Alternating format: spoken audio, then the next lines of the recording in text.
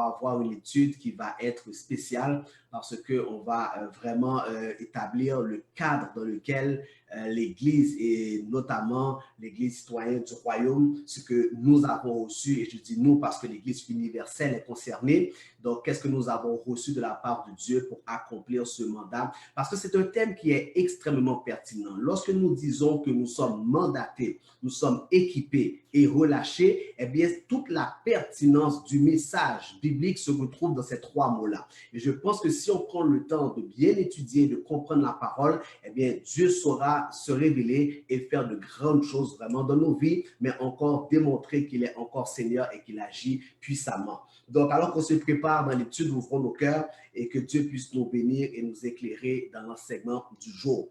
Je sais qu'on a été extrêmement bénis, hier j'étais béni, j'écoutais le docteur Normal qui était l'invité hier soir et j'étais béni parce que j'entendais et je crois que tous ceux qui sont intervenus, il y a cette coordination et on sent que le message va dans une même direction. Et sincèrement, je crois que dans ces temps de la fête, il y a un véritable réveil. Il y a un réveil qui est en train de s'installer dans cette génération-là. Et vous savez, nos pères qui nous ont précédés, ici même au Québec, ont préparé le terrain afin que cette génération aujourd'hui puisse récolter les fruits. Et nous sommes de cette deuxième génération de pasteurs établis au Québec, alors que maintenant on commence à avoir davantage encore de nouveaux pasteurs qui sont en train de grossir, n'est-ce pas, la famille pastorale. Et on a vraiment besoin de comprendre et d'apprendre de nos aînés et surtout d'appliquer ce que l'Écriture nous donne afin que le Québec puisse vivre un temps extraordinaire. Et cela m'emmène aujourd'hui à présenter le thème ou le titre de l'enseignement. Écoutez bien le titre de ce partage de ce soir que j'appelle les esprits territoriaux. Et déjà, lorsque nous emmenons un message comme cela, on doit se poser la question, mais quel est le lien avec mandaté, équipé et relâché avec les esprits territoriaux? Et c'est ce que nous allons voir ensemble. Je vous encourage vraiment à découvrir l'enseignement qui se cache derrière ce thème-là. Vous savez, lorsqu'on dit que nous sommes relâchés, puisque c'est la troisième partie de l'enseignement, nous ne sommes pas relâchés dans le vide. Lorsqu'on dit que l'Église citoyenne du royaume est relâchée, lorsqu'on dit que l'Église de Montréal est relâchée, lorsque nous disons que l'Église en Haïti, à Saint-Domingue, l'Église au Chili, l'Église en Afrique est relâchée, eh bien certainement nous sommes relâchés dans un lieu. Lorsqu'on dit nous sommes relâchés, nous devons nous poser la question, nous sommes relâchés où?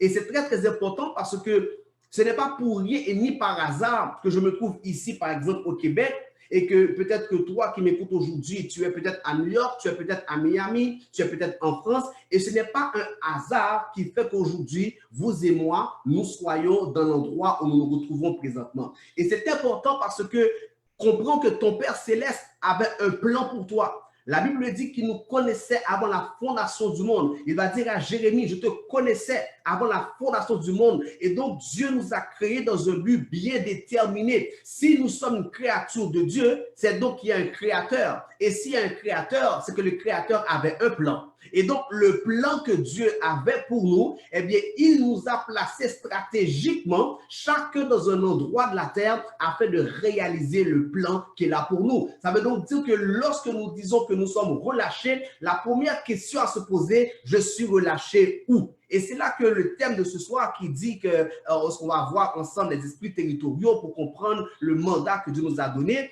eh bien, nous devons nous poser la question en disant, mais qu'est-ce qui se passe dans ce territoire-là? Et comme vous savez, vous et moi, l'archange déchu, ou bien Lucifer, lorsqu'il a été déchu avec la légion d'anges devenus démons, ils ont été précipités sur la terre.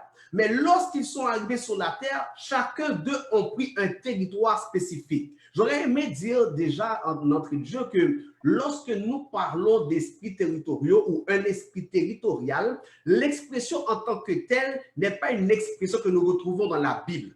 Au fait, ce sont des expressions ou un terme qu'on retrouve dans pas mal d'écrits, surtout chez les Grecs, mais dont l'esprit ou bien l'idée de ce concept-là se retrouve dans le Nouveau Testament ainsi que dans l'Ancien Testament. Bien que nous ne retrouvions pas l'expression esprit territorial ou au pluriel esprit territoriaux, l'idée de savoir qu'il y a des anges déchus qui sont précipités sur la terre et qui administrent des territoires en fonction de l'intérêt de leur chef commun, eh bien, nous comprenons que l'idée se retrouve dans l'Écriture. La Bible dit que ce n'est pas contre la chair et le sang que nous devons combattre, mais contre les principautés, les dominations, etc. Donc, on voit donc que l'Écriture nous démontre qu'effectivement, dans ce bas monde-là, il y a des esprits établis dans des territoires, que ce soit sur la terre ou dans la mer, mais il y a des esprits infernaux qui ont un plan diabolique pour c'est-à-dire attaquer ou bien pour contrecarrer le plan que Dieu avait pour l'humanité. Ça veut donc dire que lorsque nous sommes relâchés dans un territoire. Mais ce territoire-là est occupé par un esprit généralement qui agit en force et en puissance. Donc, on ne peut pas être relâché sans qu'il n'y ait pas eu un équipement. D'où pourquoi que j'aime bien la manière dont le thème a été écrit en disant mandaté, équipé et relâché. Je reçois un mandat, Dieu me donne l'équipement et il me relâche dans un territoire donné. Et le territoire là où vous et moi, là où nous sommes relâchés, eh bien, ce territoire est déjà un lieu de combat. C'est pour ça qu'on peut me demander, mais pasteur, mais où c'est écrit dans la Bible si on ne trouve pas l'expression territoriale, eh bien, où on peut trouver une base biblique pour justifier qu'un territoire est occupé par un esprit? On peut lire, on peut tourner ensemble dans l'Évangile selon Marc, le chapitre 5, les versets 9 et 10. Regardez bien, Jésus arrive dans une ville et il y avait, n'est-ce pas, un démon qui occupait le corps d'un individu. Et la Bible nous dit dans Marc 5, verset 9, et il, c'est-à-dire le démon, le priait instamment de ne pas les envoyer hors du pays. Remarquez que l'esprit était dans cet individu-là. Jésus est arrivé pour chasser le démon et l'esprit pria, on va mettre prière entre guillemets, okay, c'est-à-dire que insista, parce que croyez-moi que les démons ne peuvent pas prier de la manière dont le chrétien se met à prier, mais l'expression dit beaucoup plus que l'esprit insista, demanda une permission que Jésus ne puisse pas l'envoyer en dehors du pays. La question à se poser, pourquoi cet esprit voulait rester dans ce territoire-là? Voilà ce que nous pouvons appeler un esprit territorial. C'est un esprit qui a fini par s'adapter dans une région et qui veut absolument régner dans le territoire là où il a été précipité. Wow. Et dans certaines cultures, et notamment la culture haïtienne, plusieurs ont déjà entendu cela, que des gens qui, par exemple, vont ce qu'on appelle servir des lois, et il y en a qui vont dire qu'ils ont des fois des voyages à faire dans le pays natal, dans le pays d'Haïti, pour aller rencontrer l'esprit. Mais si l'esprit est dans le monde spirituel ou astral, pourquoi donc des gens vont dire, permettez-moi de le dire en créole, en disant « M'bral Haïti ». Mais pourquoi faut dire donc aller en Haïti si simplement on pouvait évoquer l'esprit dans simplement le spirituel ou bien dans une chambre? Les gens vont dire non, on doit aller dans un lieu particulier. Pourquoi? Parce que chaque lieu a sa caractéristique propre. Donc, lorsque le Seigneur va nous dire maintenant qu'il nous relâche dans un territoire, il est important pour vous et moi de savoir dans quel territoire que Dieu nous envoie.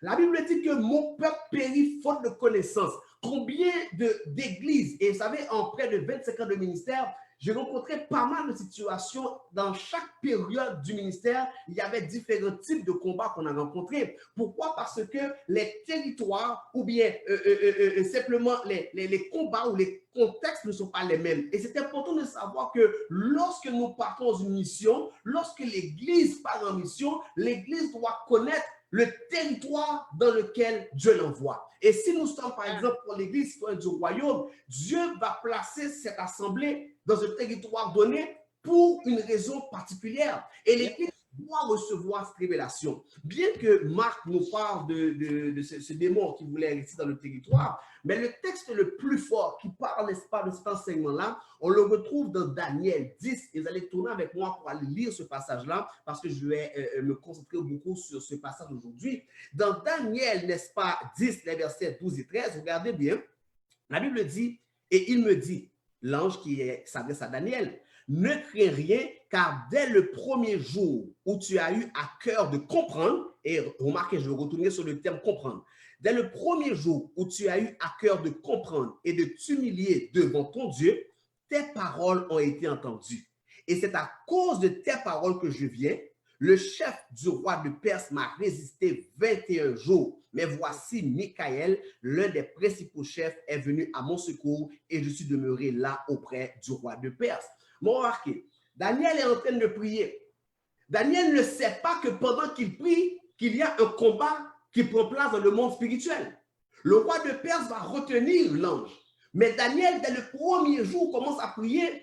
Et lui, il est probablement au bord de l'eau. Peut-être que Daniel était sur son balcon. Peut-être qu'il s'est levé comme pasteur Richard ce matin. Et puis il priait peut-être, n'est-ce pas, avec ce beau soleil, avec peut-être un verre de jus. Peut-être qu'il était en jeûne avec de l'eau, des légumes, quoi qu'il en soit. Daniel est en train, n'est-ce pas, de vivre sa prière et son jeûne. Et dès le premier jour, il y a un combat. Mais étrangement, Daniel qui est sur la terre ne sait pas qu'il y a un combat. Ça veut dire quoi? Dieu ne nous appelle pas à rechercher le combat spirituel.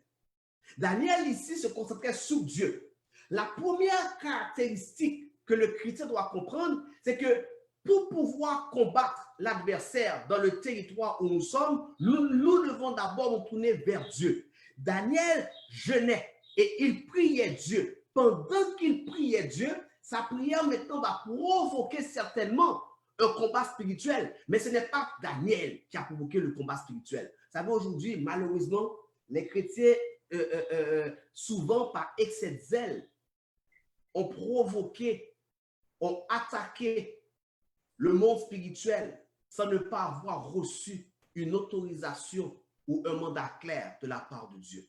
On ne se moque pas et on ne joue pas avec le monde spirituel. Vous savez que très souvent aujourd'hui, on voit que pour des fois un élan et démontrer que nous sommes remplis, combien de fois nous avons engagé des combats pour lesquels nous n'étions pas appelés à vivre. Et souvent, lorsque nous jouons, vous savez que des fois même on va commencer à prier, au lieu de se concentrer sur Dieu, nous nous concentrons sur une démonstration parce qu'on veut absolument voir des démons sortir. Attention, Daniel, pendant qu'il priait, il ne savait pas qu'il y avait un combat. Pourtant, le combat était en activité. Ça veut dire que Dieu nous appelle avant de combattre, comme Daniel, Dieu nous appelle à avoir une relation avec lui, un contact avec lui d'abord.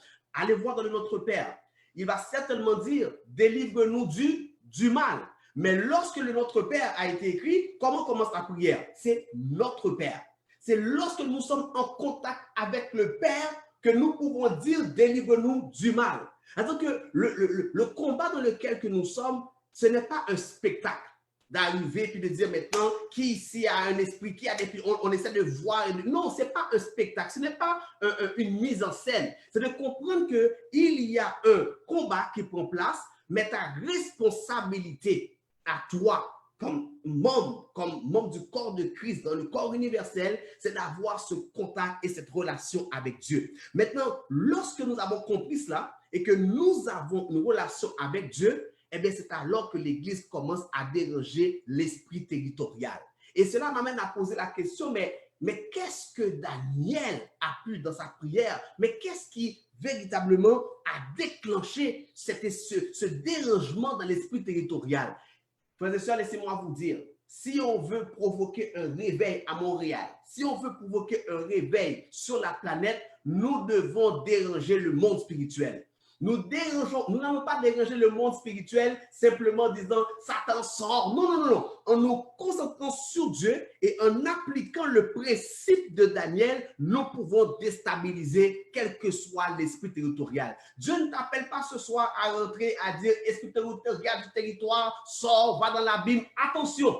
À moins d'avoir reçu une conviction et avoir reçu un mandat, on ne joue pas avec les forces spirituelles. Par contre, Dieu t'appelle à dire, laisse-moi aller dans la prière, dans la relation avec Dieu. Et lorsque tu vas appliquer le principe que Daniel a appliqué, nous allons réaliser que sans même attaquer ou dire quoi que ce soit, le monde spirituel sera ligoté, sera lié, parce que la vie et la mort sont au pouvoir de la langue. Mais il faut que cette langue-là soit adressée à Dieu, notre Père. Maintenant, pour comprendre le secret, et j'ai énormément aimé étudier ce passage-là durant la semaine, pour comprendre le secret, ce qui a provoqué la colère, si on veut, du roi de Perse spirituellement, qui fait qu'il fallait que l'archange Michael descende pour pouvoir défendre cet ange qui avait été pris en captivité. Il fallait donc que Daniel ait fait quelque chose qui ait effrayé l'esprit territorial. Et ce soir, c'est ce que nous allons faire ensemble. Nous allons découvrir ce que Daniel a pu faire pour comprendre comment on peut livrer cette bataille. Et si nous sommes relâchés dans le monde, dans le territoire, appliquons la même méthode que Daniel et l'Église, citoyens du royaume, ou quelle que soit l'Église qui m'écoute ce soir, où est-ce que vous êtes, peu importe, le principe est spirituel et universel et quiconque applique la parole de Dieu doit avoir du succès. Eh bien, nous trouvons le secret ou le principe dans Daniel 10, le verset 1. Regardez avec moi dans Daniel 10, verset 1. La Bible nous dit que la 3e année de Cyrus, roi de Perse, une parole fut révélée à Daniel qu'on nommait Belshazzar. Cette parole qui est véritable annonce une grande calamité. Il fut attentif à cette parole et il eut l'intelligence de la vision. Ce qui a fait en sorte que l'esprit territorial, dans le cas de Daniel, puisse avoir une colère au point de retenir l'ange, c'est parce que Daniel a eu à cœur de comprendre la parole.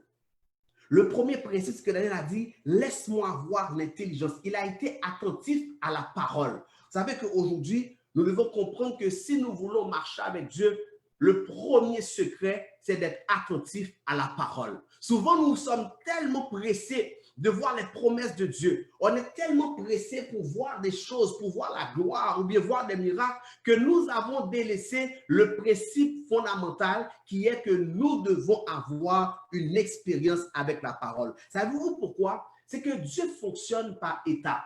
Dans la Bible, on peut parler de, si vous voulez, des dispensations. Il y a eu l'époque de la loi. Il y a l'époque actuellement de la grâce. Il y aura bientôt, si on veut, l'époque du millénium, que d'autres vont appeler l'âge d'or. Il y a une période, il y a un temps pour chaque chose, comme dit Ecclésiaste. Et donc, dans la période que nous sommes, nous devons comprendre et connaître quel est l'agenda que Dieu a pour cette période-là.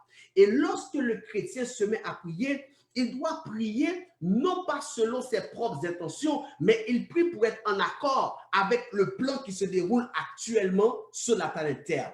Dans le territoire où tu te trouves présentement, tu dois connaître l'agenda de Dieu. Tu dois connaître, mais quelle est l'heure spirituelle dans laquelle nous sommes. Nous sommes à quelle période de l'histoire et qu'est-ce que Dieu est en train de faire. Vous savez, quand on regarde par exemple aujourd'hui ce qui se passe à travers le monde, combien de fois qu'on va commencer à faire des prières qui sont inutiles. On va voir ce qui se passe aujourd'hui. On dit, Seigneur Dieu, le monde peut intéresser à ton nom, peut intéresser à l'Église, peut intéresser à la spiritualité. Et on aurait tellement aimé avoir ce qu'on appelle de grandes églises, des 10 000, des gens qui viennent à la conversion. On aurait tellement, et on prie pour cela. Vous savez, je vais vous montrer ce soir que la véritable prière n'est pas celle que tu aurais souhaité. La véritable prière, c'est lorsque ce que tu déclares est en accord avec ce que Dieu a et qu'est-ce que Dieu avait comme plan. Et ça, l'Écriture nous fait comprendre cela. Vous savez que lorsqu'on regarde dans le cas de Daniel, ce qui s'est passé avec ce roi de Perse, laissez-moi vous dire que le roi de Perse ne voulait pas que Daniel reçoive la révélation. Il ne voulait pas que Daniel puisse comprendre ce que Dieu s'apprêtait à faire, n'est-ce pas, avec le peuple de Dieu. Ça veut donc dire qu'aujourd'hui, laissez-moi vous dire que le même esprit territorial qui empêchait Daniel de recevoir la parole agit encore aujourd'hui, même au Québec. Savez-vous quel est l'esprit, si vous voulez, ou bien l'esprit territorial le plus puissant qui agit aujourd'hui, même dans la province de Québec? C'est l'esprit qui nous pousse à être irreligieux.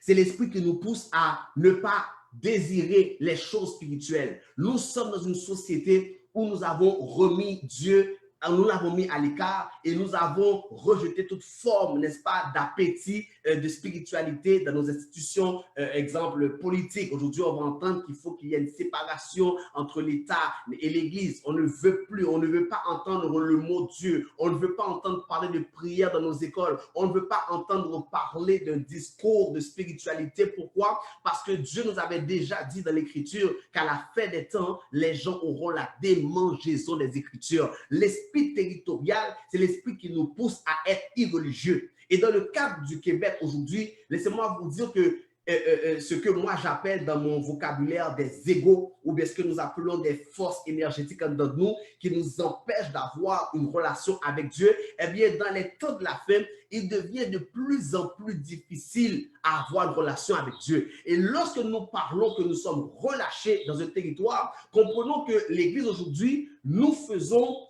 cavalier seul, parce que nous avançons contre un courant qui est énorme, un courant qui est fort, qui nous pousse, n'est-ce pas, à ne plus désirer les choses de Dieu. Il fut un temps, je me souviens, lorsqu'on parlait de prière ou de veille de nuit, eh bien, il y a peut-être 20, 25 ans de cela, on sentait une passion. Aujourd'hui encore, la passion est là chez plusieurs où on sent la soif pour les choses de Dieu. On sent la soif pour la spiritualité. On sent la soif du peuple parmi, n'est-ce pas, des gens dans le peuple de Dieu. La soif pour pouvoir vivre une relation et une expérience avec Dieu. Mais combien aussi aujourd'hui ont perdu cette soif-là? Combien ont perdu ce zèle? Combien l'Église s'est refroidie aujourd'hui? Parler d'évangélisation aujourd'hui, ce n'est plus à la mode. Parler de faire de toutes les nations des disciples, ce n'est plus à la mode. Parler de simplement dire que nous voulons vivre le réveil, ce n'est pas quelque chose qui attire les gens. La parole, l'étude biblique, ça n'attire plus les gens.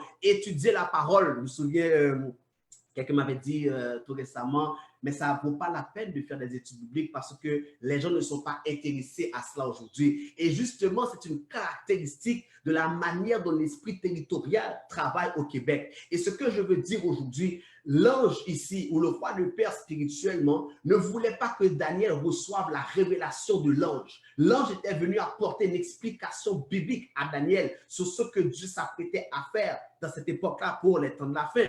Et aujourd'hui encore, il y a quelque chose, une force qui empêche, n'est-ce pas, de manière massive de voir l'Église s'intéresser encore une fois à la parole. Daniel, dans Daniel 10, le verset 1 et suivant, on voit que Daniel était préoccupé à comprendre et avoir de l'intelligence pour comprendre les choses spirituelles. Nous devons aujourd'hui au Québec, si nous voulons être relâchés dans le territoire et avoir du succès, eh bien, comme Daniel, on va devoir comprendre qu'est-ce que Dieu s'apprête à faire dans notre génération.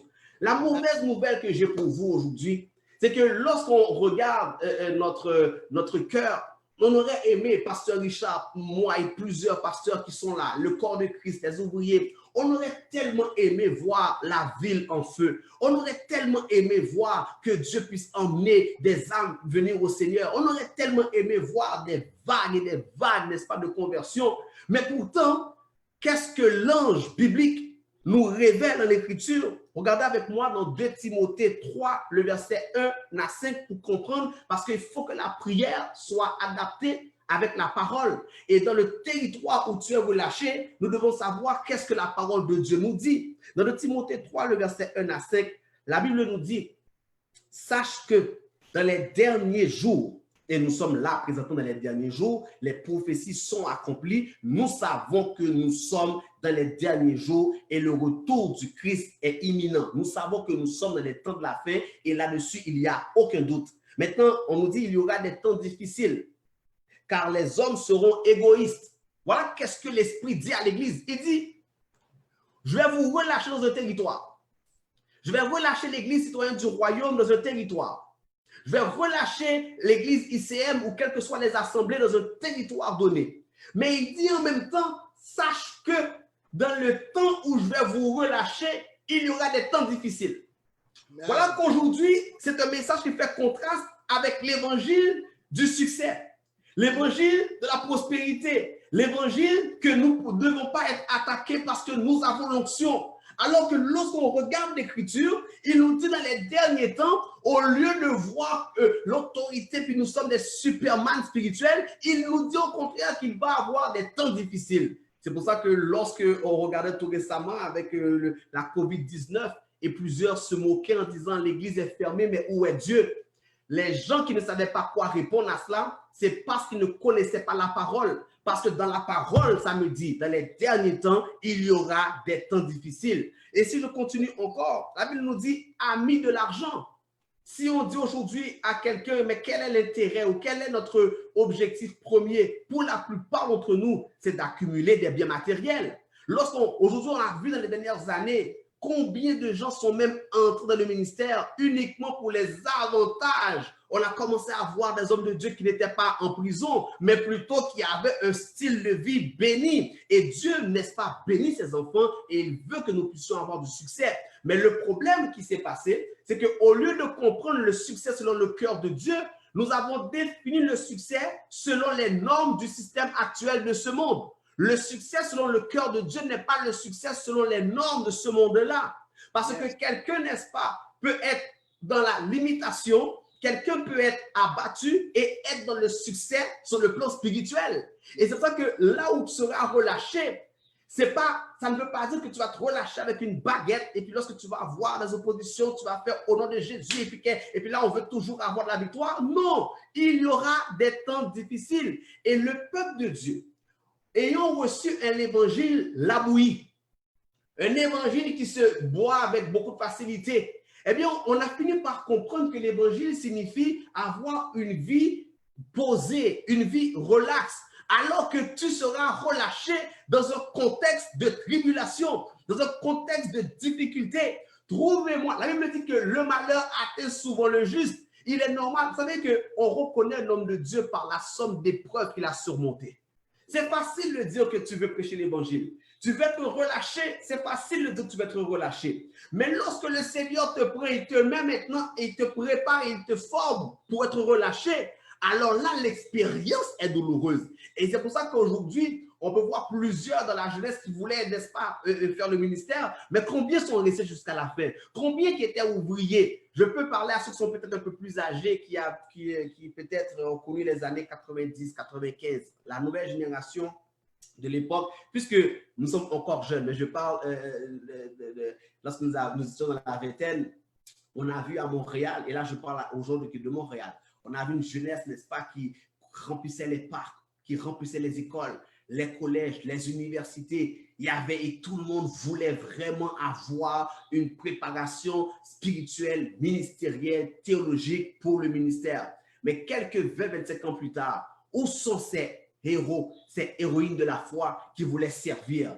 qui voulaient avancer? C'est que lorsque nous sommes arrivés dans l'église, les premières années, il y a un chant que nous aimions chanter. L'évangile a son sirop, les plus douces pas son sirop. Et là maintenant, c'est limboué, puis là on voulait danser, puis l'évangile dit gardons grâce, grâce ou grâce, gardons grâce. Mais lorsque les jeunes maintenant ont commencé à comprendre que, on dirait que la grâce est accompagnée d'épreuves. On dirait que marcher avec Dieu, bien que des moments difficiles, on a commencé à voir les gens reculer étape par étape. Aujourd'hui, il y a une nouvelle génération qui commence à s'élever. On voit des jeunes, 20, 25 ans, qui ont soif pour Dieu. Écoutez-moi, nouvelle génération, ne faisons pas de compromis avec le message biblique en essayant de dorer le message. Parce que si nous essayons de dorer le message, en 2040, l'Église sera encore plus affaiblie. Il faut que nous puissions avoir une Église qui soit préparée. Vous savez, la Bible dit que c'est un chemin difficile, un chemin ténébreux dans ce chant que nous connaissons, que nous chantons, et que ce n'est pas facile, n'est-ce pas, de suivre cette voie-là. Et lorsque nous parlons de cette façon-là, plusieurs pourraient me dire, mais pasteur, cet évangile ne m'intéresse pas. Jésus a prêché une parole. Et à un moment donné, ils ont dit à Jésus, mais cette parole est trop dure. Qui peut l'écouter? Plus l'évangile est prêché, si l'évangile nous rend confortable, sachons que ce n'est pas l'évangile véritable. L'évangile véritable t'appelle à payer un prix. Un prix où des fois tu peux tout perdre. Tu peux perdre famille, tu peux perdre amis, tu vas connaître des trahisons, tu vas te retrouver dans l'isolation. Et c'est pour ça qu'à un moment donné, même Job, dans le creux de sa vie, va dire non, je ne veux plus rester. Même Élie va dire donne-moi la mort. La plupart de ceux qui ont marché avec Dieu, à un moment donné, ils vont dire Seigneur, c'est trop difficile. La génération qui verra le réveil, c'est une génération qui sera prête à payer un véritable prix, quitte à mourir. Yes. Le chant nous dit, mais il faut même quitter ce qu'on aime. À toi pour mourir et vivre. Yes. C'est pour ça que l'évangile aujourd'hui, si je vous dis que Dieu va vous bénir avec une belle voiture, ah oui, il y aura des conversions. Si je vous dis que le Seigneur va t'élever et qu'il va te donner un château, il y aura des conversions. Si je te dis que Dieu fera de toi un millionnaire, oh, il y aura des conversions. Mais si je te dis que tu vas tout perdre pour le royaume, voudras-tu encore être relâché? La Bible dit que il faut quitter ce qu'on aime. Es-tu prêt aujourd'hui? Sommes-nous prêts? Et aujourd'hui, moi-même, je vous dis, nous sommes dans une génération où on dit, mais prêcher le véritable évangile qui nous pousse à mourir afin de renaître n'intéresse plus les gens. Et aujourd'hui, les hommes de Dieu, les pasteurs sont dans une position où on doit effectivement des fois un petit peu adapter le message. Sinon, on risque de perdre nos fidèles, on risque de perdre l'Église. Mais combien, n'est-ce pas, ont quitté le Seigneur Jésus? Et Jésus va même dire aux disciples, mais vous aussi partez. Ils ont dit non, car c'est toi qui as les paroles de la vie éternelle, la compréhension, qui ont l'enseignement. L'apôtre Paul encore prêchait. Ils sont tous partis, ils ont laissé Paul. Il va dire, mais ils m'ont tous abandonné pour le siècle présent. Dans l'endroit où nous sommes relâchés. Vous savez, ce message, ça se peut qu'aujourd'hui, je ne sais pas si là, nous sommes peut-être 100 branchés. Je ne sais pas si quand je vais finir, Pasteur Richard, si on va être 10 ou 12, et si tout le monde va dire, on n'aime pas mon message. Mais le message est véritable. Je me souviens, il y a de cela 10 ans, peut-être dans ce coin, dans mon église locale, j'ai prêché un message. Et c'était probablement la fin presque du ministère. Et le message s'appelait le néant, où j'expliquais qu'il fallait qu'on puisse rentrer dans un état de néant, où est-ce qu'il n'y a plus rien, l'état zéro, afin de recommencer avec Dieu. Mais les temps qui ont suivi, l'église s'est vidée avec différentes situations. Pourquoi? Parce que le néant, c'est lorsque tu mords à toi-même. Et là, pour mourir à soi-même, il y a des épreuves qui viennent, il y a des situations difficiles qui viennent. Et lorsque tu pars dans ce chemin, dans la vallée de l'ombre de la mort, c'est là qu'on voit que les gens vont dire, pasteur, je ne veux plus être relâché. La question que je pose aujourd'hui à ceux qui sont à l'écoute, voulez-vous vraiment être relâché? Lorsque les apôtres ont entendu cette question-là, même avec l'apôtre Paul, on lui a dit, mais tu vas souffrir pour mon nom. Il faut qu'il souffre pour mon nom. Dans Actes des Apôtres, dès le départ, l'apôtre Paul avait un choix à faire. Il savait qu'il allait souffrir. Il va dire, même dans mon corps, je porte les marques. Et aujourd'hui, c'est qu'on n'a peut-être pas des marques physiques puisque nous sommes dans un pays où est-ce que nous sommes chrétiens, on a le droit d'exercer. Mais si nous devrions dire, Seigneur, envoie-nous en Chine, est-ce qu'on serait prêt à tout quitter pour aller en Chine? Est-ce qu'on serait prêt à tout quitter pour aller dans des endroits où l'évangile n'est pas encore connu? Vous savez, lorsqu'on parle de l'évangile, cette bonne nouvelle, c'est une bonne nouvelle en théorie, mais en pratique, c'est une nouvelle qui demande des réflexions. L'Église, si on veut avoir une Église forte, on doit comprendre d'abord le message, on doit savoir dans quoi on s'embarque. L'évangile ou Dieu, ce n'est pas un guichet automatique qui va payer tes factures.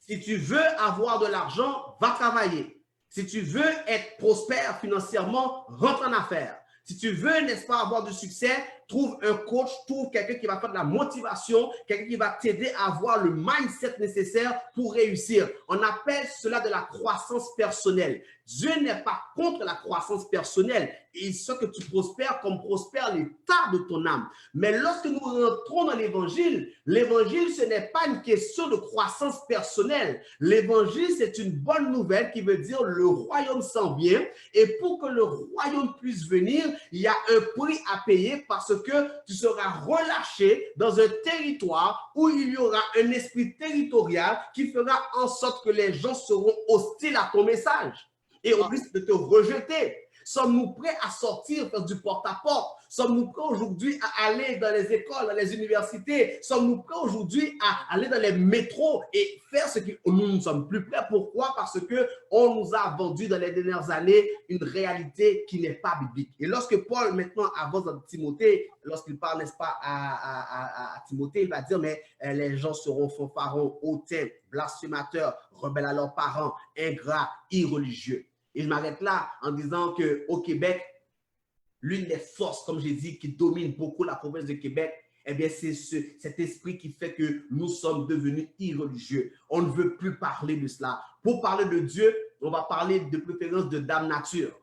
On dira l'univers, mais on ne voudra pas prononcer le nom. Pourquoi? Parce que nous sommes mal à l'aise par rapport à cela. La Bible nous dit, n'est-ce pas, que lorsqu'on avance dans l'Écriture, dans 2 Timothée 4, vous connaissez bien ce passage, les versets 4 et 3, on dit, car il viendra un temps où les hommes ne supporteront pas la saine doctrine. Aujourd'hui, même enseigner les doctrines, c'est quelque chose qui ne fonctionne pas. Et donc, on est obligé de faire de l'Église, n'est-ce pas, un endroit où est-ce que nous mettons beaucoup l'accent sur le côté émotionnel. Parce que si on veut attirer des gens, on doit avoir un band. On doit avoir, n'est-ce pas, un worship leader. On doit avoir quelqu'un qui va entertain, n'est-ce pas, la foule. Quelqu'un qui peut vraiment créer des émotions. Parce que si on décide de dire tout le monde, venons avec crayon papier, venons étudier la parole, venons étudier chaque soir de 7h à 9h, crayon en main, on risque de perdre les gens. Pourtant, ce qui va faire de toi une femme et un homme stable, c'est lorsque tu seras formé dans l'Écriture. Et ce soir, je veux prendre le temps d'honorer mon mentor à moi qui m'a emmené à la foi, c'est le révérend docteur Pasteur Caillot. Et je me souviens, je ne sais pas s'il est à l'écoute ce soir, mais je me souviens quand je suis venu à la conversion par son ministère, nous avions des cours de doctrine, des cours d'études bibliques. Et croyez-moi, à l'époque, j'avais 18-19 ans. Le samedi matin, le docteur Caillot nous faisait venir pour apprendre la parole le samedi matin de 9h à 3h. 6 heures de formation chaque samedi pendant 1 an pour simplement avoir la possibilité de rentrer dans les eaux du baptême. Et une fois, le pasteur Caillot m'a dit, mon homme, il m'appelait mon homme à l'époque, il disait, mon homme, si tu veux être solide, tu dois avoir un enseignement biblique, quelque chose qui va vraiment te rendre fort. Et à l'époque, je n'étais pas tellement d'accord avec cela. Et à l'époque, je me souviens, il fallait apprendre le cours de grec. Je me souviens qu'il disait pistis, pistos. Et c'est de là que ceux qui me connaissent aujourd'hui avec ce désir d'enseigner la parole, eh bien, ce désir-là vient du docteur Caillot qui m'a transmis cette passion pour la parole. Et donc maintenant, lorsque j'ai commencé le ministère, j'ai reproduit ce que j'ai reçu en termes d'influence. Et j'ai jusqu'à présent aujourd'hui, près de 26 ans plus tard, les notes des cours que je prenais en 1993-1994. Il y a des prédications que des fois j'enseigne, c'est cette base que j'ai reçue. Mais la plupart, n'est-ce pas, aujourd'hui, nous ne pouvons plus passer par là parce qu'on vous a appris à dire lève les mains, on vous a appris à dire reçois la gloire, reçois. Tu es venu recevoir comme un guichet automatique. C'est je veux une hypothèque. Fais un don pour avoir une maison, fais un don pour avoir une voiture, fais un don pour restaurer ton crédit. Tout cela ne sert à rien. Ce n'est pas l'évangile. Ce que nous prêchons aujourd'hui, ce n'est pas l'évangile. Ce que nous prêchons aujourd'hui, ce sont des théories, des motivations. Et je suis un motivateur. Je suis un coach de succès.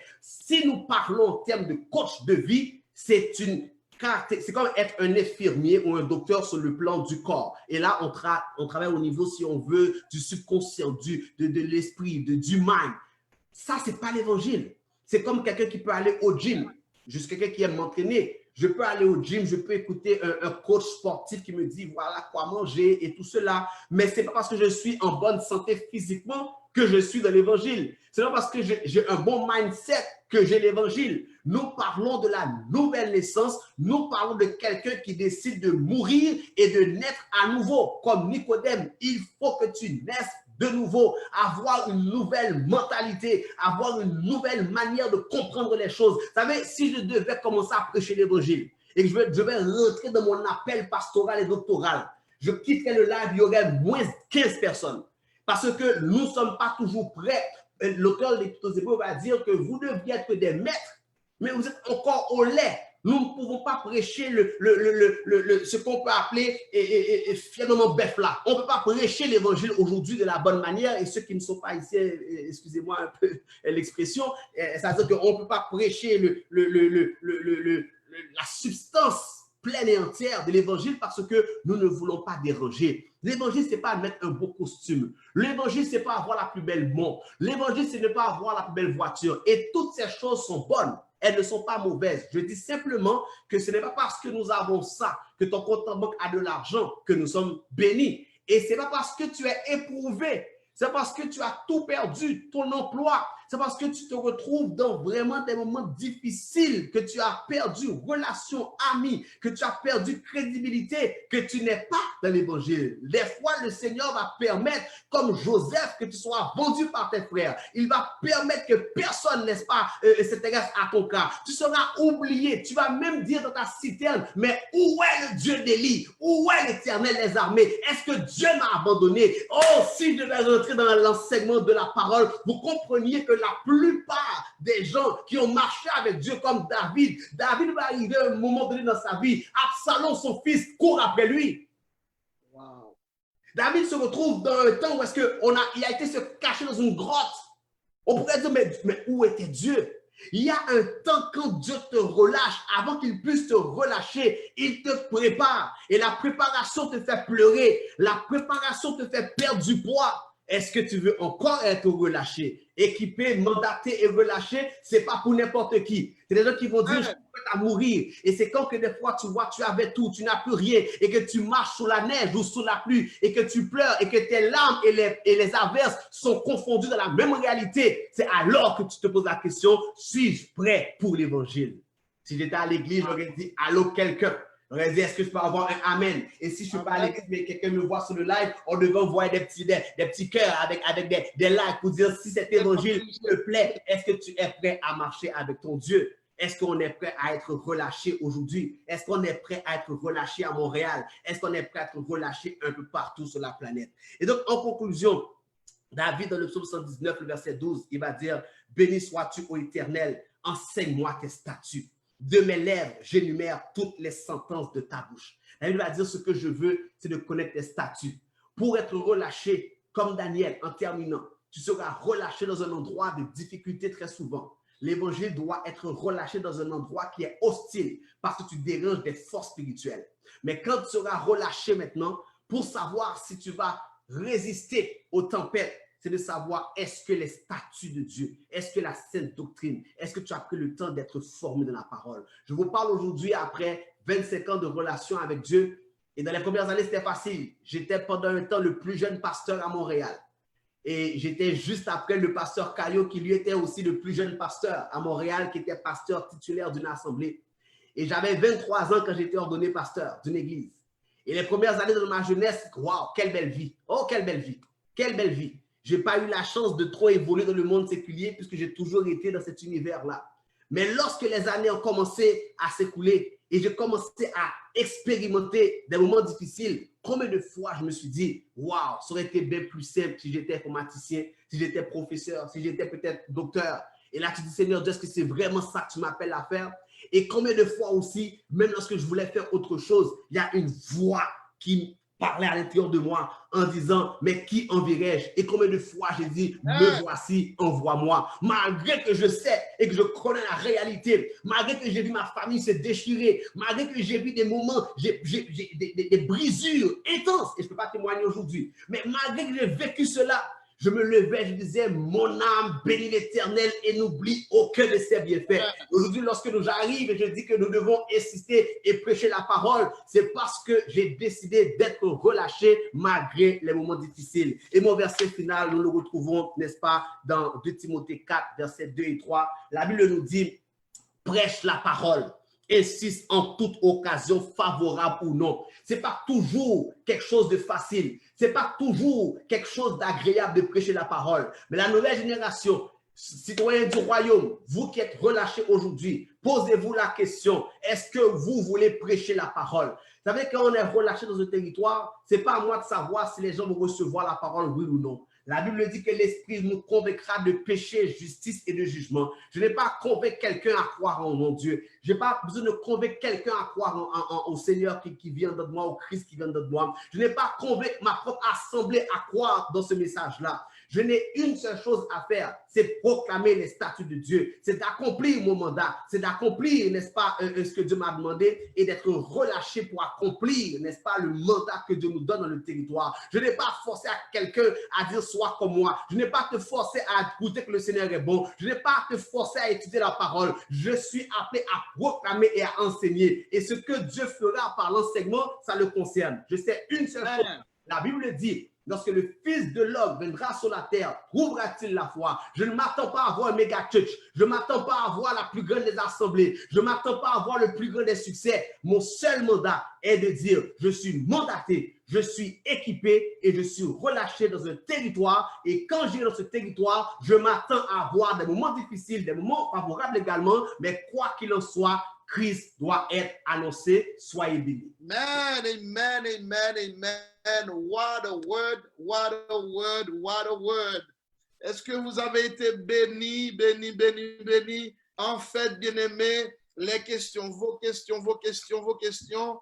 Ma question à moi, merci infiniment, pasteur, pour cette formation qui nous appelle et qui nous rappelle que être relâché n'est pas une mince affaire, n'est pas fait pour tout le monde. Et tu l'as si bien dit, n'est pas fait pour tout le monde. Et je comprends bien ce que tu dis, c'est que tout le monde qui veut être si on considère l'armée américaine, tout le monde peut recevoir de l'entraînement, mais aller au combat, ça prend.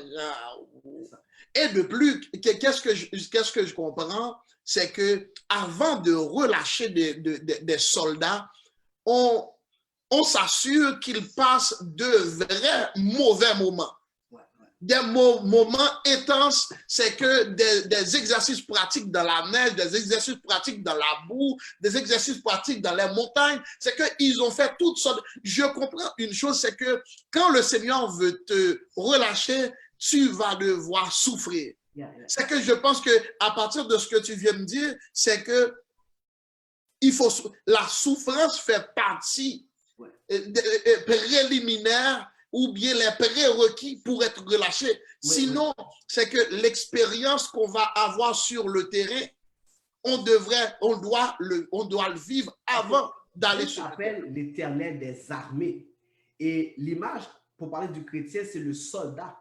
Donc, lorsque nous entrons dans l'armée de Dieu pour devenir un soldat, la première partie, c'est la formation sur le terrain. Et c'est pour ça que lorsqu'on commence notre formation de soldat, plusieurs préfèrent mieux retourner dans la vie civile parce qu'on se dit, mais c'est trop difficile. Et présentement, nous sommes dans une préparation pour ce qui s'en vient. Actuellement, ce que Dieu fait, il prépare son Église. En parlant d'Église, c'est la mort de ce que j'appelle l'ego, c'est la mort de l'homme, afin que ce que nous sommes en tant que chair animale soit converti en homme de gloire. Et c'est le processus qui fait mal. Nous sommes dans une période de transition et la transition fait mal. Mais ceux qui accepteront d'être formés dans l'armée de Dieu pourront maintenant accéder dans le royaume des cieux qui viendra s'établir sur terre et dans les cieux. Mais il faut passer par le chemin qui des fois est difficile. Wow. Mais maintenant, la question que moi, je me pose, c'est que si je parle pour tout le monde, monsieur, madame, tout le monde qui nous écoute présentement, qui a écouté le message, et puis moi, j'ai compris que la vie, en fait, peut-être que la plupart d'entre vous pensent que c'est que une vie remplie de succès avec Dieu, c'est une vie avec une belle maison, de belles voitures, de plein de choses. Mais j'imagine que la souffrance fait partie du succès, j'imagine. Oui, tout à fait. Paul nous dit que la souffrance produit un poids éternel de gloire. Et la souffrance, contrairement à ce qu'on peut penser, la souffrance est un enseignant. Un enfant apprend à marcher en tombant. Un enfant apprend la bicyclette à pédaler en tombant. En tombant que nous apprenons à marcher. La souffrance est nécessaire. Quelqu'un va dans un gym.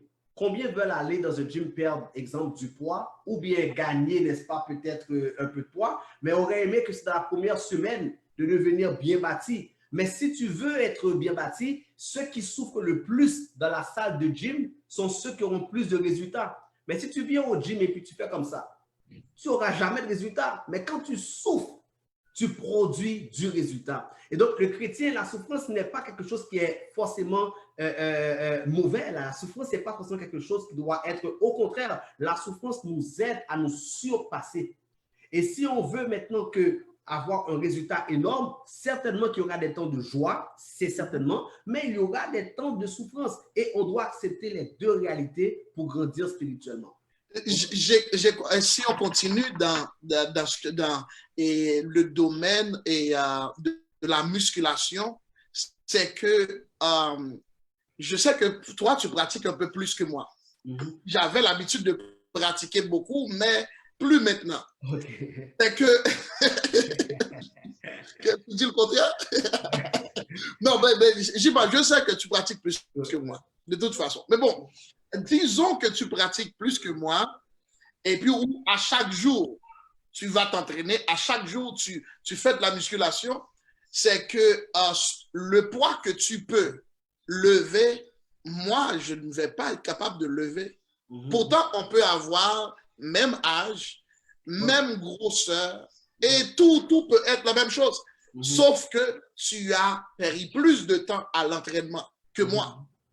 En d'autres termes, quelqu'un qui passe plus de temps, en fait, qui fait plus d'expérience avec le Seigneur, qui fait plus d'expérience, surtout des situations difficiles, cette personne sera mieux équipée pour faire face au combat de la vie, surtout au combat dans le ministère.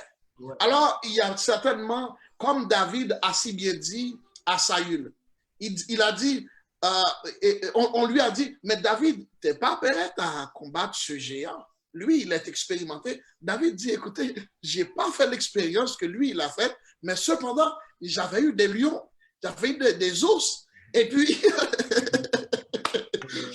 le Seigneur m'a permis de les déchirer. Et si je peux déchirer un lion, qui est ce petit Philistin, ce petit incirconcis pour se ranger en face de moi? Il y a des situations que tu auras vécues dans le passé qui te prépareraient et ta mentalité serait déjà prête pour faire face à toutes les situations, de la vie. Je trouve que c'est pertinent, c'est percutant et à l'enseignement que tu as donné qui nous amène à comprendre qu'il y a de vrais combats et ceci, il y a un passage que peut-être que tu n'as pas eu le temps de voir, c'est dans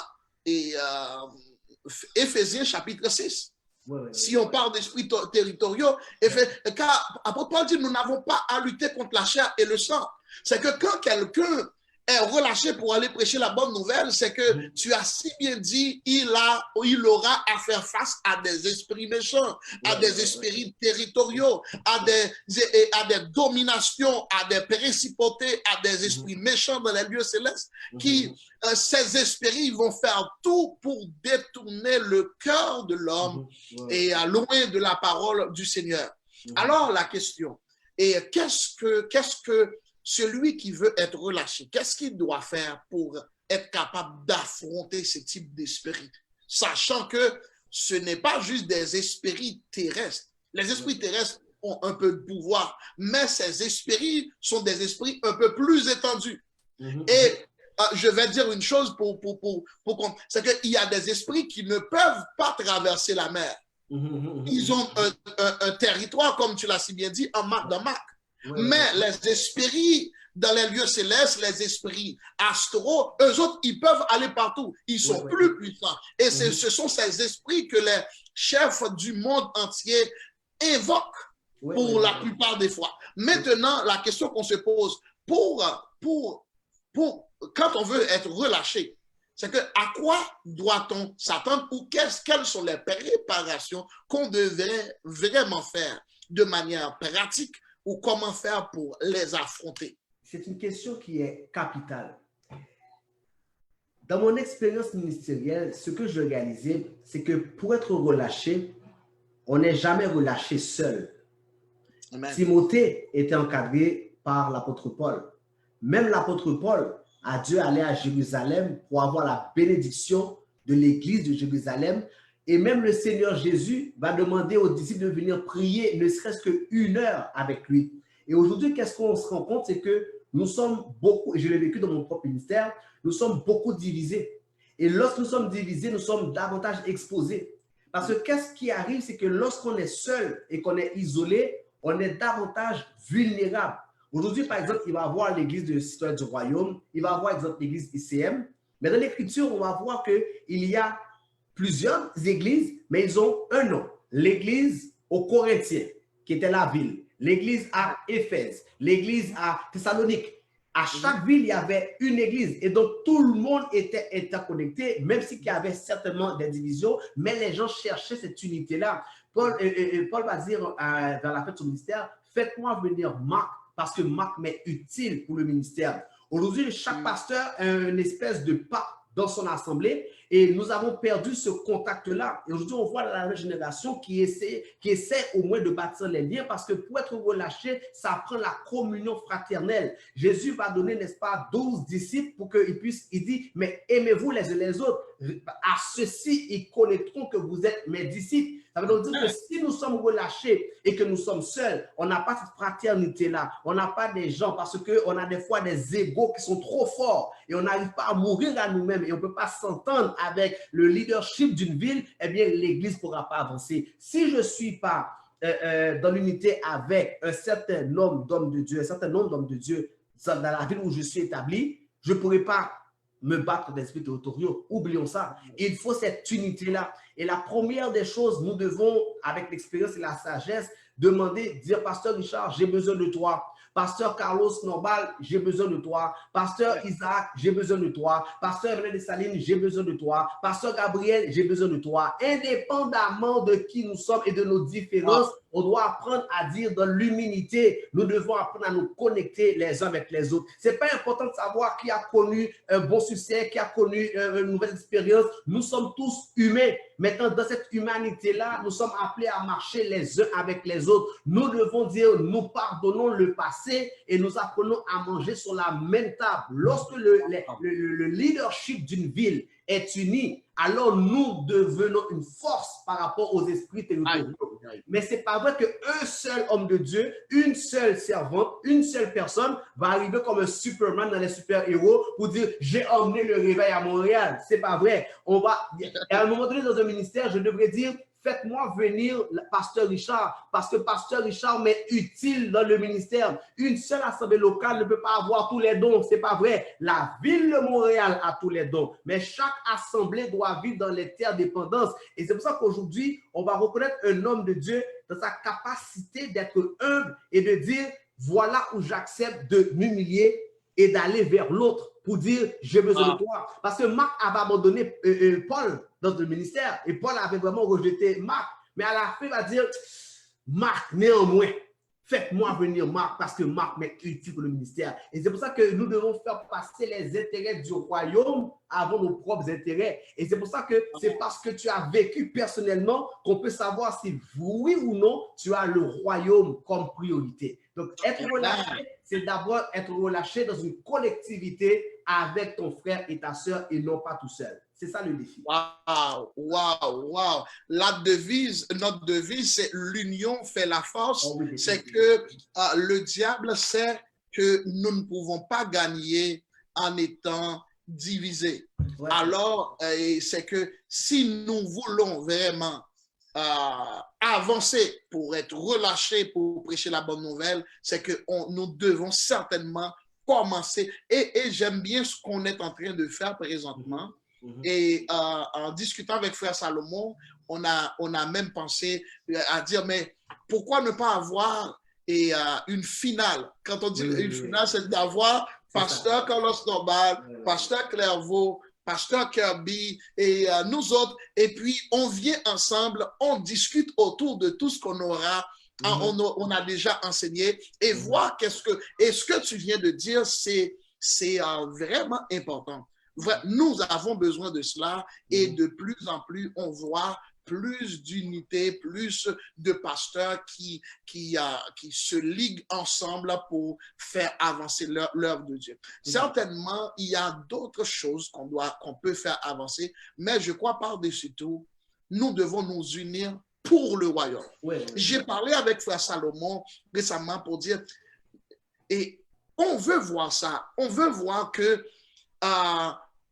un jour, on sort au centre-ville et ICM a son kiosque ici et l'église de Pasteur Carlos Norbal a nouvelle création, exactement, à une autre kiosque de l'autre côté, l'église citoyenne du roi, mais nous tous ensemble, on est partis ensemble pour affronter. Ça veut dire, avant même de partir, on passe un temps, c'est que pour prier ensemble. Tu t'imagines, toutes les églises s'unissent on périt ensemble et on part ensemble. Ouais, On périt ensemble et on part ensemble. On descend au centre-ville et puis on investit cette ville. ouais, Et comme le mouvement qu'on a vu récemment pour Black Lives Matter, et si on dirait Your soul matters, et puis nous sortons dans la rue, et puis nous avons dit tout le monde, not only Black Lives Matter, but your soul, anybody's soul matters for God, and that's why Jesus came. C'est la raison pour laquelle Jésus était venu, pour que ton âme soit sauvée. Alors, c'est ce que nous voulons voir. Et mes amis, pasteur, on devait prendre ce hashtag-là et puis l'écrire en dessous du post. Your souls matters. On devait pouvoir mettre ça en dessous du live et puis hashtag et puis définitivement. Et c'est que nous avons et des t-shirts qui s'en viennent parce que au mois de juillet, on va sortir, faire l'évangélisation. C'est ce qu'on va mettre définitivement. Your soul matters. C'est bien. En fait, c'est vraiment bien ce qu'on est en train de voir. C'est que le confinement, en fait, COVID-19 nous a fait à quelque part plus de bien que de mal. C'est que nous voyons, c'est que le Seigneur nous amène à un réveil. On ne va pas dire qu'il y a un réveil parce qu'on parle en de nouvelles langues, mais on commence à voir le réveil quand on commence à s'unir, quand on commence à se reconnecter. La force va revenir.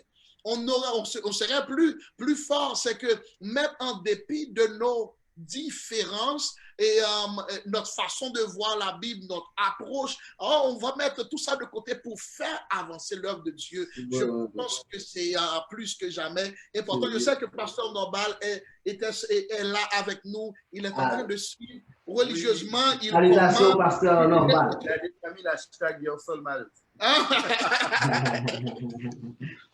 Wow. Mais bon, et Frère Salomon avait juste deux questions. Ok, oui.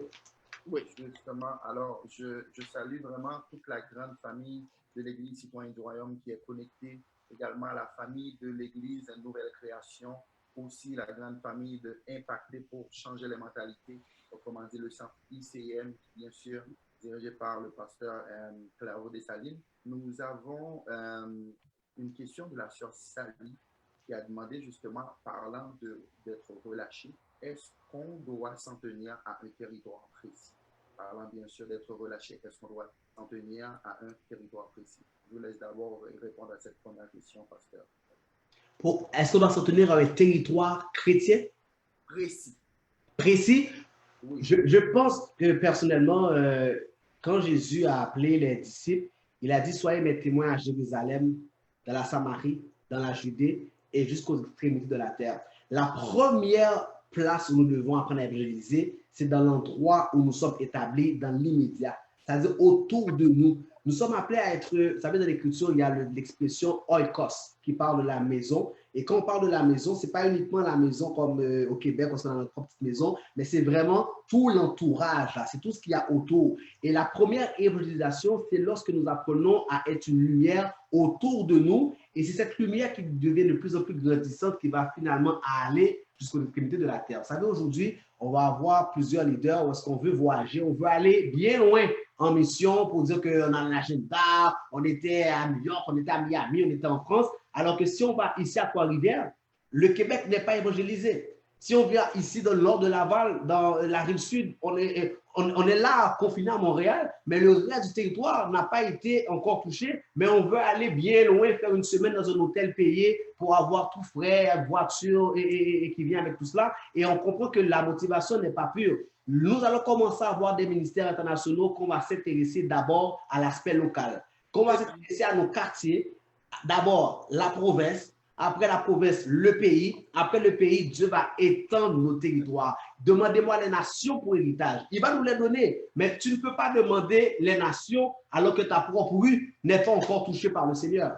Donc, il faut qu'on apprenne à toucher l'endroit où nous sommes établis et tranquillement, pas vite, il donnera davantage. Mais Montréal, présentement, on a plus eu tendance à construire des associations ministérielles plutôt que de construire le corps de Christ. Et là, c'est un devoir, un effort qu'on doit faire pour dire comment allons-nous faire pour d'abord briller dans la région, comment on peut montrer l'exemple, nous comme les leaders, les uns avec les autres, afin qu'on soit un exemple pour les disciples.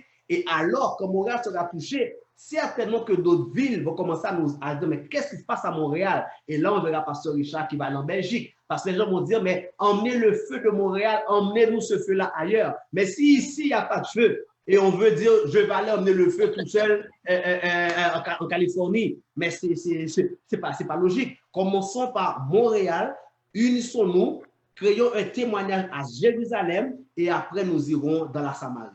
Yes. Amen. Alléluia. Alléluia. Wow. Vraiment une très très belle façon justement un très beau élément de réponse. Alors, nous avons également le point Siméon Saril qui a demandé, pasteur, est-ce que le mandat que Dieu aura à nous confier après d'être équipé revient seulement à prêcher la bonne nouvelle? Je reprends. Est-ce que le mandat que Dieu aura à nous confier après d'être équipé revient seulement à prêcher la bonne nouvelle? La bonne nouvelle, c'est une bonne nouvelle active. Et j'aime beaucoup l'expression qu'on parle d'avoir un évangile incarné. La Bible dit que si ton frère a faim et que tu lui fermes tes entrailles, comment l'amour de Dieu peut-il demeurer en nous? Et donc, nous avons une responsabilité sociale. Nous prêchons l'évangile, mais il va dire, donnez-leur vous-même à manger. Ça veut dire que là où l'Église est établie, elle proclame l'évangile, mais en même temps, elle donne à cette ville-là un avant-goût du royaume qui s'en vient. C'est pour ça que nous devons nous intéresser aux pauvres, aux opprimés, comme Jésus l'a fait. Les disciples ont dit à Jésus, mais renvoie la foule. Jésus a prêché, il a proclamé l'évangile. Ils ont dit à Jésus, OK, il commence à faire tard, renvoie la foule. Jésus va dire, mais non, mais il faut les donner à manger. Alors, dire qu'après avoir proclamé le message doit être accompagné d'actions concrètes humanitaires, sociales, communautaires, pour qu'on comprenne que ce n'est pas un discours qui est perdu, mais un discours qui est vraiment ancré dans la pratique. Tout pourquoi samedi dernier, sur le ministère du docteur Caillot, nous avons été dans cette manifestation pour dire que oui, on prie pour que Dieu puisse accorder vraiment une vie meilleure à plusieurs personnes qui n'ont pas forcément de résidence, mais on doit aussi être pratico-pratique et sortir pour dire nous prêchons l'évangile, mais en même temps, on défend leurs intérêts et leurs droits. Mais pendant qu'on défend aussi leurs droits, si ces gens-là ont faim, où on peut trouver une place, où est-ce qu'on peut avoir, comment on appelle ça, une institution communautaire où on pourrait donner à manger. Vous savez, les églises, on a beaucoup pris, mais qu'est-ce qu'on a donné à la société? Nous sommes appelés à donner, quand on va à l'hôpital Sainte-Justine, des hôpitaux qui ont des noms chrétiens. Mais un jour, il faudrait qu'on puisse aller dans l'hôpital Shekinah Gloire. On doit aller un jour à l'université Christ revient. On doit avoir une portée pratique qui accompagne le message. Sinon, c'est un message qui est vide. Donc, il faut les deux. Ouais. Amen. Alléluia. Amen. Je pense qu'on va aller avec une dernière question. C'est encore la sœur Sally qui avait demandé, est-ce que c'est dangereux d'aller prêcher sur un territoire qui ne nous a pas été assigné? Je reprends la question. Est-ce que c'est dangereux d'aller prêcher sur un territoire qui ne nous a pas été assigné? Donc, ça va être la dernière question pour vous, pasteur. Vous savez, je vais prendre l'image de la COVID-19. La raison pour laquelle on a confiné les pays et qu'on a fermé la frontière présentement, c'est parce qu'on se dit, mais on ne veut pas être contaminé par un virus qui peut être plus féroce dans un endroit par rapport à un autre. C'est la même chose sur le plan spirituel. Chaque territoire a ses propres virus. Chaque territoire a ses propres combats. Vous savez, par exemple, ici, on a une principauté qui pousse, n'est-ce pas, exemple, les gens à détruire et à redéfinir la notion même de la famille. La famille, telle qu'elle est redéfinie au Québec, n'est plus la même famille qu'on voit dans l'Écriture. Chaque ville a ses propres défis. Et la question maintenant, c'est de dire, quand tu vas aller dans une autre ville et que tu vas toucher un certain dossier, as-tu été équipé de la bonne manière pour le combat qui prend place dans telle ou telle ville? Parce que si tu vas et tu prends un combat qui n'était pas pour toi, n'oublions pas que ce sont des entités qui sont très puissantes. Nous sommes puissants par le Christ qui vit en nous, à condition que le Christ t'a donné un mandat clair d'aller dans certains territoires. Mais s'il t'a placé ici, présentement, occupe-toi de faire le réveil sur ta rue, sur ton boulevard. Occupe-toi de faire le réveil ici, présentement, et va sur le boulevard Saint-Michel, va sur à Laval, la 440, commence à faire cela ici et tranquillement, pas vite, Dieu saura t'envoyer en mission tout en t'ayant préparé pour la mission qu'il te confie. Amen, amen. J'ai beaucoup aimé les réponses. Les réponses ont été instantanées, inspirées par le Saint-Esprit. Et une dernière approche que je ferai, à partir du chapitre 13 des Actes des Apôtres, nous avions remarqué les persécutions que l'apôtre Paul a eues. Et si on arrive au chapitre 16, on va voir Paul et Silas ont été... mais le fait qu'ils ont accompli leur mission leur a coûté cher. Alors, si on veut aller, c'est qu'on doit s'attendre aussi. Par exemple, si par exemple, le pasteur, disons, pasteur Richard est sorti et il est parti prêcher. Et puis après, pasteur Richard est revenu à tout en sang et puis il se trouve en prison et tout ça. Peut-être que quelqu'un va dire, mais c'est quel évangile ça? C'est quel évangile qu'il prêche que le Seigneur ne peut même pas le protéger? Tu vois? Alors, c'est qu'on comprend qu'on se dit que l'évangile, c'est qu'on va le prêcher, mais il faut qu'on soit toujours protégé, sécurisé, hors du danger, en tout temps, peu importe ce qui arrive. Est-ce que tu penses que c'est l'évangile? À quoi devons-nous s'attendre quand on est relâché? Moi, je pense que dans chaque période de l'histoire et dans chaque secteur, ça varie d'un endroit à un autre. Comme tout à l'heure, j'ai dit dans l'enseignement, en Chine, présentement, dans les pays communistes, on n'a pas la même liberté. Si quelqu'un est relâché en Chine, il se peut que dans ce contexte politique, que tu termines en prison.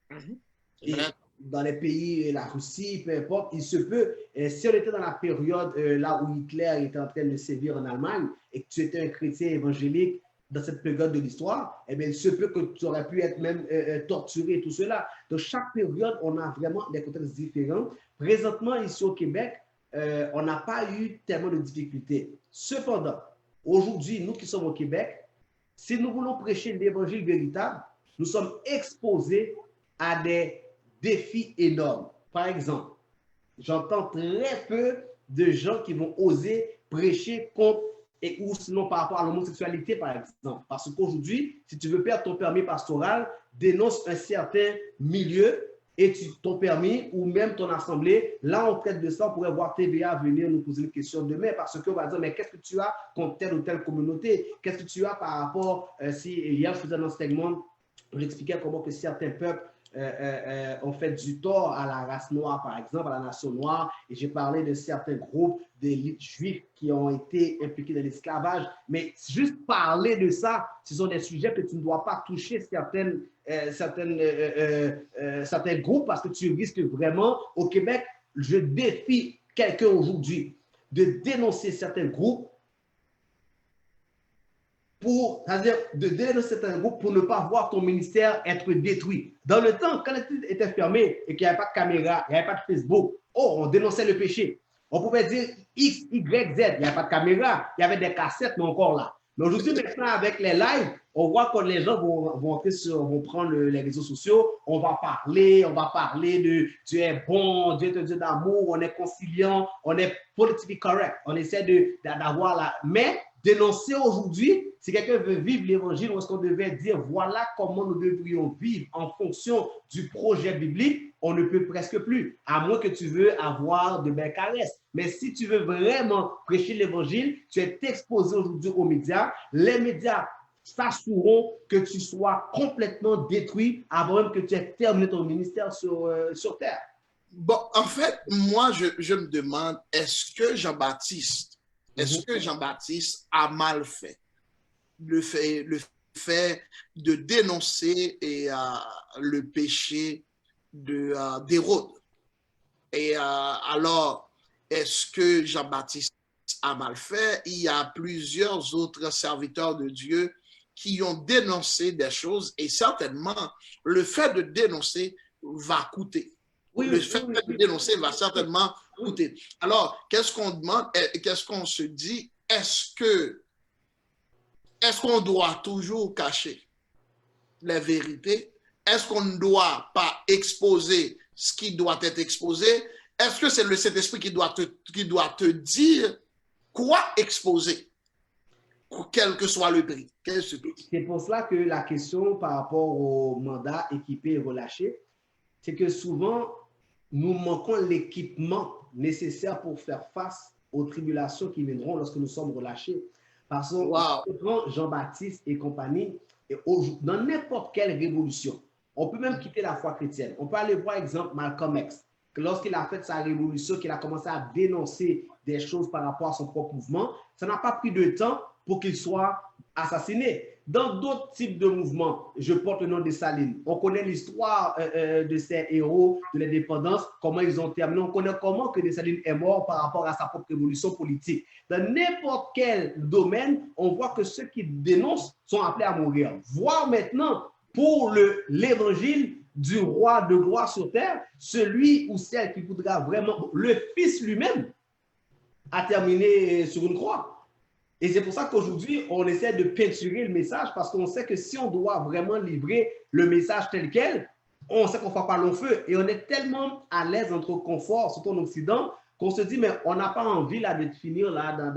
Et donc, on prêche l'amour, on prêche la paix, on prêche que Dieu va t'élever, on prêche tout ce qui pourra caresser l'oreille parce qu'on sait qu'il y a un prix à payer. Et aujourd'hui, la plupart des ministres, nous sommes plus devenus des ministres avec un discours politisé pour plaire à la masse plutôt que de dire voilà ce que le royaume demande, qu'est-ce que nous devons sacrifier, même nous par rapport à nos propres vies, lorsque nous voulons détruire l'ego en dedans de nous, lorsque nous réalisons le prix à payer pour détruire ce qu'on appelle la chair, on se dit ah, on aura le temps parce que le prix est énorme. Maintenant, lorsque tu vas commencer à dire aux gens, voilà comment que tu devrais sacrifier ta propre chair pour grandir spirituellement, on va te dire, mais mets tes affaires. Est-ce que toi, tu es mieux que moi? Qui es-tu pour juger? Et là, tu vas t'isoler. Et donc, en t'isolant, tu risques de perdre ton ministère, tu risques de perdre des relations. Et lorsque les gens regardent là, on dit au Seigneur Jésus, je t'aime bien, mais la partie la plus difficile, on laisse ça à Pasteur Richard, et puis nous, on prend la partie la plus facile. Donc aujourd'hui, très peu sont prêts à aller au front pour l'évangile, mais nous devrions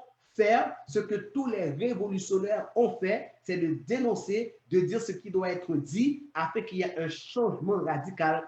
Présentement, on parle que les Noirs, on voit plusieurs qui sont manifestés le dimanche avec un beau soleil, tout va bien, ça va. Mais si on commencerait à dire, on commence à sortir des armes, on lance des chiens sur les gens, on allait voir que la manifestation de dimanche qui a attiré des milliers, peut-être qu'elle est restée peut-être 3, 4, 5, 10, qui serait, parce qu'ils auraient dit, il y a des chiens, la prison, s'il y a une loi militaire qui est exposée pour dire que si vous manifestez, on vous met en prison, combien vont délaisser la cause? Mais si on est là, tout va bien, on est encadré, la police nous donne un encadrement, on a beaucoup de zélés. Donc, lorsque vient le temps de dénoncer, ce n'est pas tout le monde qui a l'équipement nécessaire pour être relâché véritablement. Beaucoup d'appelés, peu d'élus.